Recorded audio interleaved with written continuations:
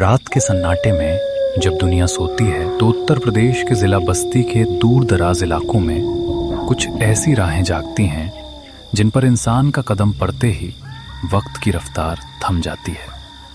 आसमान में चांद आधा था, पर उसकी रोशनी मटमैली थी, जैसे उसे किसी ने राख से ढक दिया हो। सन्नाटा इतना गहरा था कि अगर दूर कहीं कोई पत्ता भी गिरता तो उसकी आवाज़ दिल की धड़कन तेज कर देती। माधव अपनी पुरानी साइकिल पर सवार था। साइकिल की चेन हर कुछ मिनट पर खत खत की आवाज़ करती, जैसे वो भी इस सफ़र से थक चुकी हो।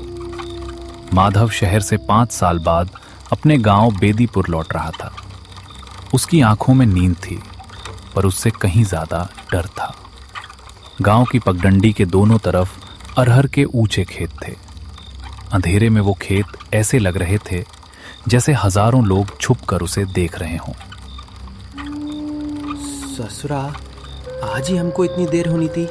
माई ने 1000 बार कहा था कि माधव रे, जब सूरज ढल जाए तो बस्ती के उस पार वाली पगडंडी पर कदम मत रखना।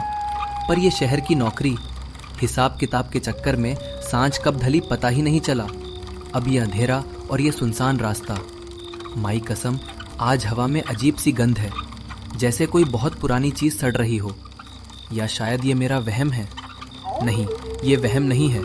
हवा रुकी हुई है, फिर भी अरहर के वो खेत हिल रहे हैं, जैसे कोई उनमें रेंग रहा हो। माधव, हिम्मत मत हार। बस वो बड़ा वाला बरगद का पेड़ पार कर ले, फिर तो गांव की सरहद शुरू हो जाएगी। साइकिल का पहिया कीचड़ में फंसा और माधव को जोर से पेडल मारना पड़ा। तभी उसे महसूस हुआ कि उसके पीछे कोई और भी चल रहा है। धीमे कदमों की आवाज। जैसे ही माधव ने साइकिल रोकी, वो आवाज भी रुक गई। उसने पीछे मुड़कर देखा।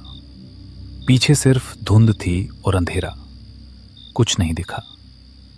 कौन है बे? कौन मजाक कर रहा है हमारे साथ? देखो, हम डरे नहीं हैं। हाथ में लाठी है, मुंडी फोड़ देंगे। कोई जवाब नहीं आया। सिर्फ दूर कहीं एक सियार के रोने की आवाज गूंजी। माधव ने थूक निगला और फिर से साइकिल चलाने लगा। अब उसकी रफ्तार दुगनी थी।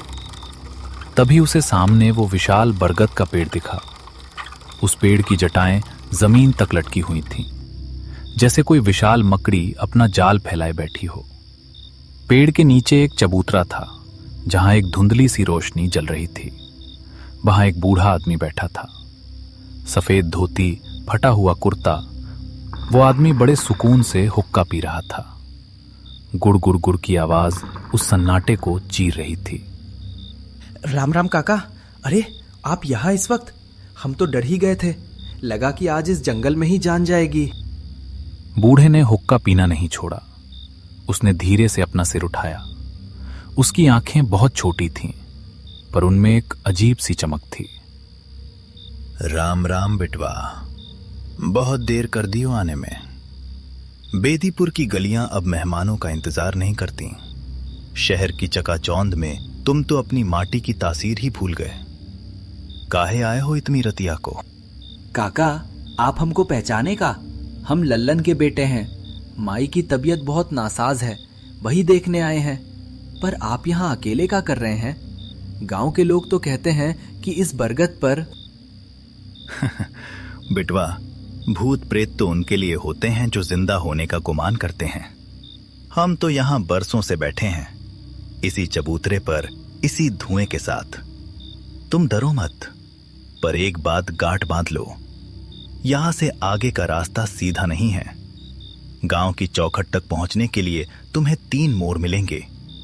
चाहे जो भी सुनाई दे, चाहे कोई भी पुकारे, पीछे मुड़कर मत देखना। अगर पीछे मुड़े तो समझो कि तुम बेदीपुर कभी पहुंच ही नहीं पाओगे। काका, आप कैसी बातें कर रहे हैं? डरा रहे हैं का? हम तो पक्के देहाती हैं, शहर जाकर डरपोक नहीं हुए।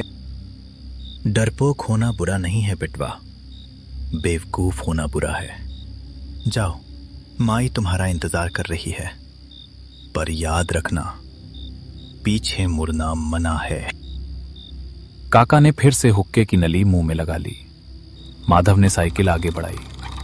जैसे ही उसने पहला मोड़ लिया, उसे महसूस हुआ कि उसके कान के ठीक पास कोई सांस ले रहा है, एक ठंडी बर्फीली सांस। माधव, हो बिटवा, रुक जा, हमारे लिए दवा नहीं लाया का? माधव का कलेजा मुंह को आ गया।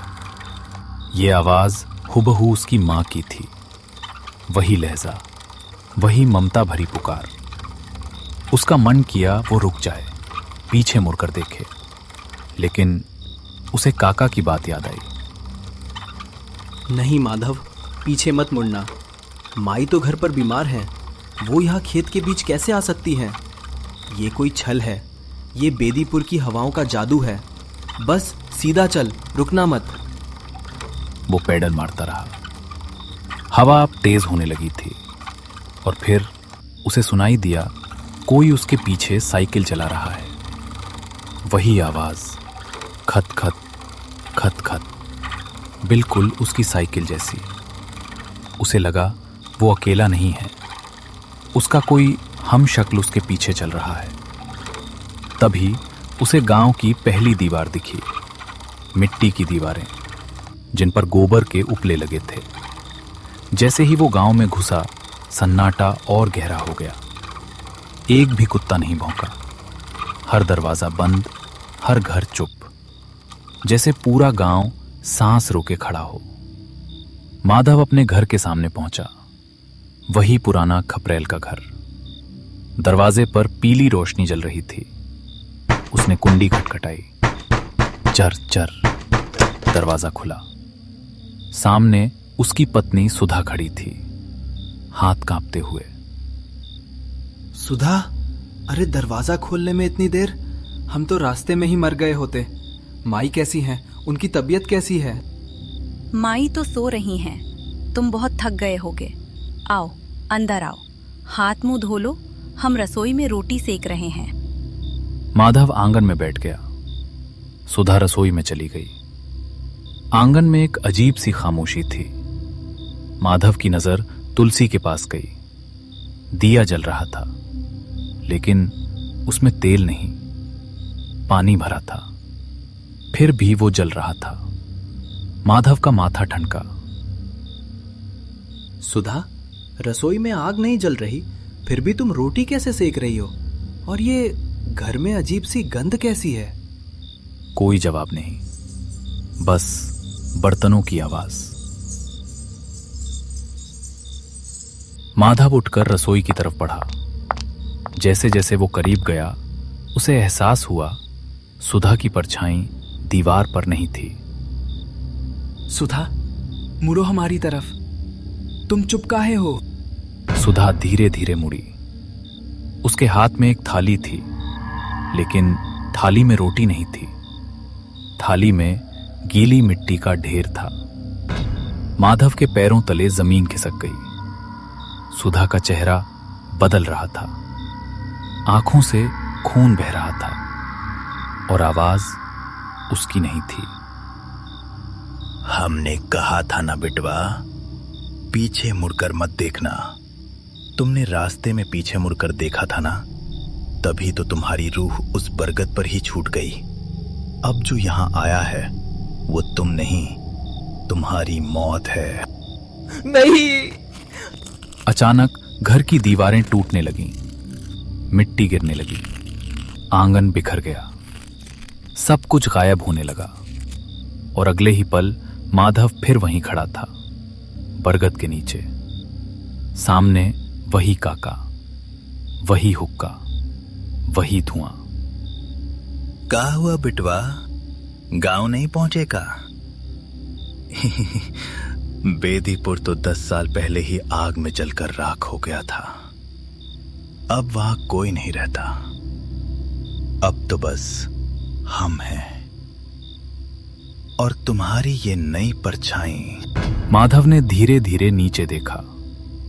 उसके पैरों के नीचे कोई परछाई नहीं थी। उसकी परछाई बरगद की जटाओं से लटक रही थी और मुस्कुरा रही थी। बरगद की वो जटाएं हवा में ऐसे हिल रही थीं जैसे फांसी के फंदे हों। माधव की सांसें उसके गले में अटक गई थीं। सामने बैठा वो बूढ़ा काका अब हुक्का नहीं पी रहा था, बल्कि उसकी आंखों से गाढ़ा काला धुआं निकल रहा था। माधव ने जमीन पर अपनी परछाई ढूंढने की कोशिश की, पर वहां सिर्फ सूखा कचरा और मिट्टी थी। उसकी परछाई ऊपर बरगद की डाल से लटकी हुई थी, ठीक किसी लाश की तरह। और मजे की बात यह थी कि वो परछाई धीरे धीरे हाथ हिलाकर माधव को ही चिढ़ा रही थी। काका, ई काम आया है। हम मर चुके हैं का? नहीं, हमारा शरीर तो यही है। हम अपनी धड़कन सुन सकते हैं। ये सब झूठ है। तुम कौन हो बे? बताओ हमको। धड़कन तो घड़ी में भी होती है बिटवा, पर क्या घड़ी जिंदा होती है? बेदीपुर की माटी अब इंसानों को नहीं पहचानती। तू जिसे अपनी मां समझ रहा था, वो इस गांव की प्यास थी। तू जिसे अपनी पत्नी समझ रहा था, वो इस बरगद की भूख थी। देख, ध्यान से देख अपनी देह को। माधव ने अपने हाथों की तरफ देखा। उसके नाखूनों के नीचे से खून नहीं, बल्कि सूखी मिट्टी झड़ रही थी। जहां उसका दिल धड़कना चाहिए था, वहां से टिक टिक की नहीं, बल्कि हुक्के की गुड़गुड़ जैसी आवाज आ रही थी। माधव चीखते हुए पीछे हटा और अपनी साइकिल की तरफ भागा। उसने साइकिल उठाई और बिना पीछे देखे पैडल मारने लगा। भागत चल माधव, रुकना मत। काका झूठ बोल रहे हैं, हम जिंदा हैं। हम शहर से दवा लेकर आए हैं। माई इंतजार कर रही होगी। ये बरगद का पेड़, ये बूढ़ा, सब शैतानी जादू है। बस गांव की पक्की सड़क मिल जाए, फिर सब ठीक हो जाएगा। हे बजरंगबली, लाज बचा लो आज। रास्ता अब और भी संकरा होता जा रहा था। अरहर के खेत अब इतने ऊंचे हो गए थे कि उसे आसमान दिखना बंद हो गया। उसे ऐसा लगा जैसे वो किसी सुरंग के अंदर साइकिल चला रहा हो। तभी उसे सामने से एक रोशनी आती दिखी, एक टॉर्च की रोशनी। अरे कोई है, बचाओ हमको, ओ भैया। सामने से गांव का चौकीदार शंभू आता दिखा, हाथ में लाठी और दूसरी तरफ टॉर्च। शंभू को देखते ही माधव की जान में जान आई। शंभू इसी गांव का पुराना वफादार था। शंभू भैया, अरे शंभू भैया तुम हो? शुक्र है मालिक का। देखो ना, पीछे उस बरगद पर एक बूढ़ा हमको डरा रहा है। कह रहा है कि गांव जल गया है। बताओ उसको कि हम जिंदा हैं। शंभू रुका। उसने अपनी टॉर्च की रोशनी माधव के पैरों पर डाली। माधव की परछाई अब भी गायब थी। शंभू का चेहरा बहुत गंभीर था, जैसे उसने कोई बहुत बड़ा पाप देख लिया हो। माधव, तुम यहाँ? तुम तो शहर गए थे ना, वापस काहे आए? इस गांव की हवा अब जहरीली हो चुकी है। और तुम जिस बरगद की बात कर रहे हो, वो बरगद तो 5 साल पहले ही काट दिया गया था। वहां अब सिर्फ एक गड्ढा है। क्या कह रहे हो भैया? हम अभी वहीं से आ रहे हैं। काका वहीं बैठे हुक्का पी रहे थे, हमने खुद देखा। काका तो उसी दिन मर गए थे जिस दिन गांव की उस हवेली में आग लगी थी। माधव, तुम जिसे देख रहे हो वो तुम्हारी यादें हैं। बेदीपुर अब वो गांव नहीं रहा जहां तुम पले बड़े थे।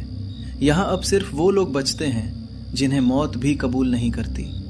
मेरी बात मान, इस टॉर्च को ले और सीधा भाग। रास्ते में एक कुआं मिलेगा। उस कुएं में अपनी ये दवा की पोटली डाल देना और कहना कि मेरा हिसाब पूरा हुआ। तभी तुम इस चक्रव्यूह से निकल पाओगे। शंभू ने टॉर्च माधव को थमा दी। जैसे ही माधव ने टॉर्च पकड़ी, उसे महसूस हुआ कि शंभू का हाथ बर्फ जैसा ठंडा था। माधव ने टॉर्च जलाई और आगे बढ़ा, पर जैसे ही वो कुएं के करीब पहुंचा, उसने टॉर्च की रोशनी कुएं के किनारे डाली।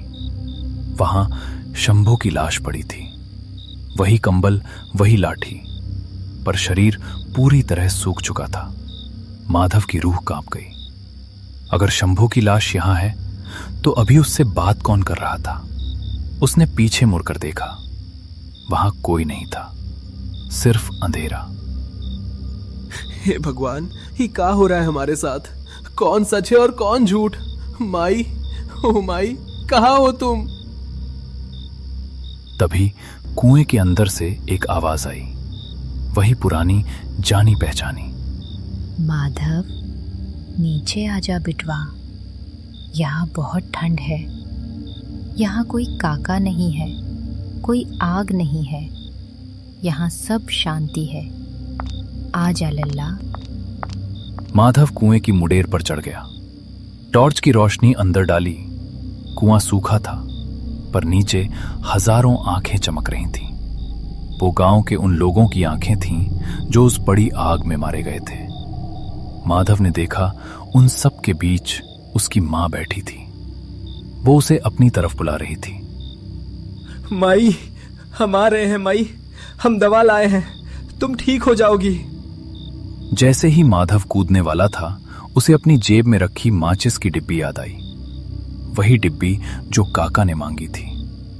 उसने डिब्बी निकाली और एक तीली जलाई। जैसे ही आग की छोटी सी रोशनी हुई, कुएं के अंदर का नजारा बदल गया। वहां कोई मां नहीं थी, वहां सिर्फ जहरीले सांप और मरे हुए जानवरों की हड्डियां थीं। वो आवाज उसे कुएं में गिराकर मारना चाहती थी। माधव पीछे गिरा। उसे समझ आ गया, इस गांव का हर कोना, हर आवाज, हर इंसान उसे मारने पर तुला है। वो उठा और अपने घर की तरफ भागा। उसे लगा शायद उसके घर की चौखट ही उसे बचा सकती है। जब वो अपने घर के पास पहुंचा तो देखा घर पूरी तरह जल चुका था। सिर्फ काली दीवारें खड़ी थीं। खपरेल टूटकर जमीन पर बिखरे थे, पर अंदर से एक लोरी सुनाई दे रही थी। वही लोरी जो उसकी मां उसे बचपन में सुनाती थी। नहीं, ये माया है, ये सब झूठ है, हम यहाँ नहीं रुकेंगे। वो घर के अंदर घुसा। राख और धुएं के बीच उसे एक संदूक दिखा। वही पुराना लकड़ी का संदूक जिसमें मां अपने गहने रखती थी। संदूक से खटखटाने की आवाज आ रही थी। खोल दे माधव, हम घुट रहे हैं, खोल दे बिटवा। माधव के हाथ कांप रहे थे, फिर भी उसने ताला तोड़ा। जैसे ही संदूक खुला, अंदर से कोई इंसान नहीं निकला, बल्कि काले धुएं का गुबार निकला जो धीरे धीरे माधव के शरीर को लपेटने लगा। माधव की सांस अटकने लगी। उसे लगा उसकी आवाज छीनी जा रही है। उसके हाथ पैर पत्थर बन रहे हैं। तभी दीवार पर एक परछाई उभरी। वो उसकी अपनी परछाई थी जो बरगद से भागकर यहां आ गई थी। उस परछाई ने माधव का गला पकड़ लिया। अब तू मेरी जगह रहेगा माधव, और मैं तेरी जगह शहर जाऊंगा।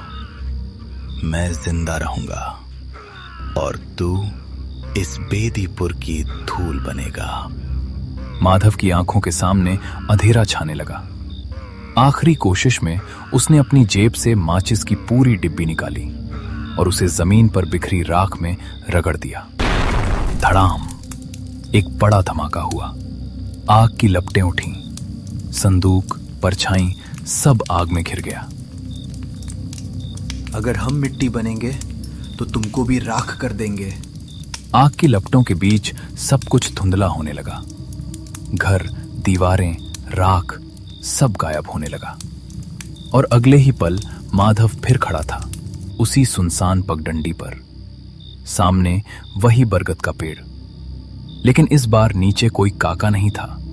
बस उसकी साइकिल पड़ी थी, टायर फटा हुआ। माधव हाँफ रहा था। उसे लगा सब खत्म हो गया। लेकिन तभी उसने नीचे देखा। उसकी परछाई वापस आ चुकी थी, लेकिन उस परछाई का सिर नहीं था। माधव की आंखों के सामने अंधेरा नाच रहा था। उसने अपने पैरों के पास जो देखा, उसने उसके दिमाग की नसें हिला दी थी। उसकी परछाई जमीन पर तो थी, पर उसका सिर नहीं था। गर्दन के ऊपर का हिस्सा जैसे किसी ने आरी से काट दिया हो। माधव ने अपने चेहरे पर हाथ फेरा। उसका चेहरा तो सलामत था। उसे अपनी नाक, अपनी आंखें और अपना पसीना महसूस हो रहा था, पर परछाई बेसिर की थी।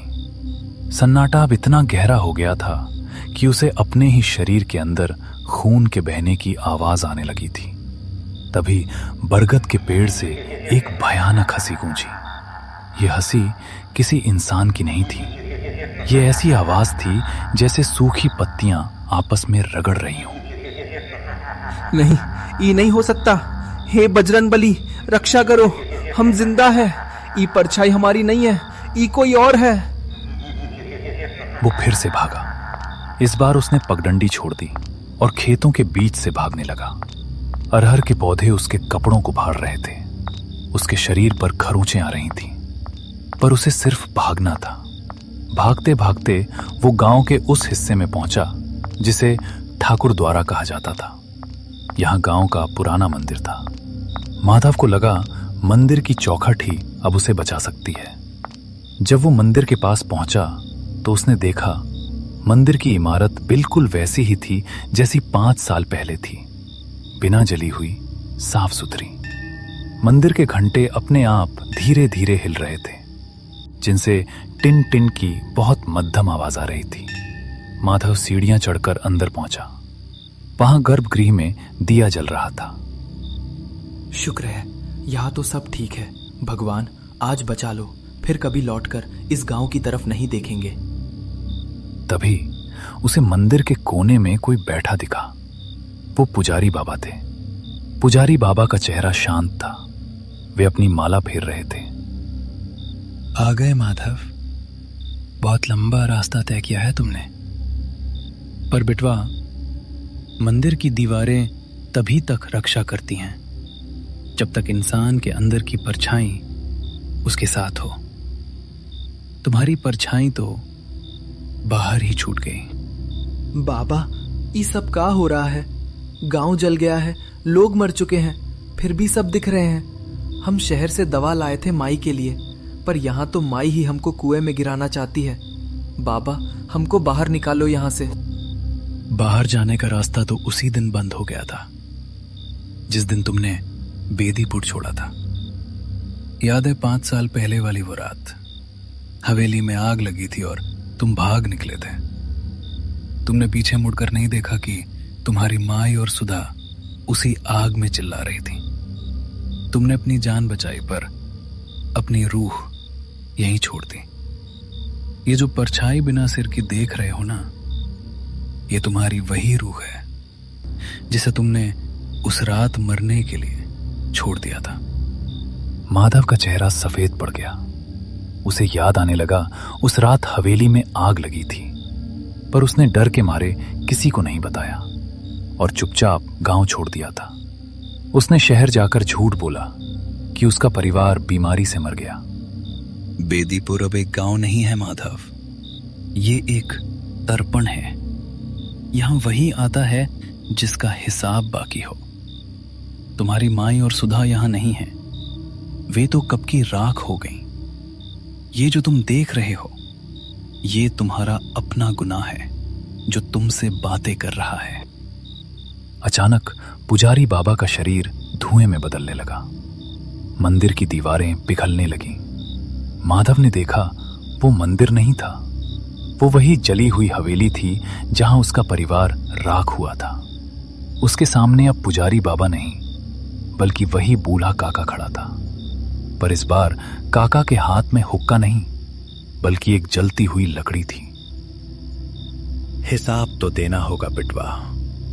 माचिस की डिब्बी तो तुमने जला दी, पर ये आग कैसे बुझाओगे? काका ने जलती लकड़ी माधव की तरफ फेंकी। माधव के कपड़ों में आग लग गई। वो दर्द से तड़पने लगा, पर उसे ताज्जुब हुआ। उसे गर्मी महसूस नहीं हो रही थी, बल्कि उसे और भी ज्यादा ठंड लग रही थी। वो हवेली से बाहर भागा। सामने वही बरगद का पेड़ फिर से आ गया। अब वहां हजारों की भीड़ खड़ी थी। गांव का हर वो इंसान जो उस आग में मरा था वहां मौजूद था।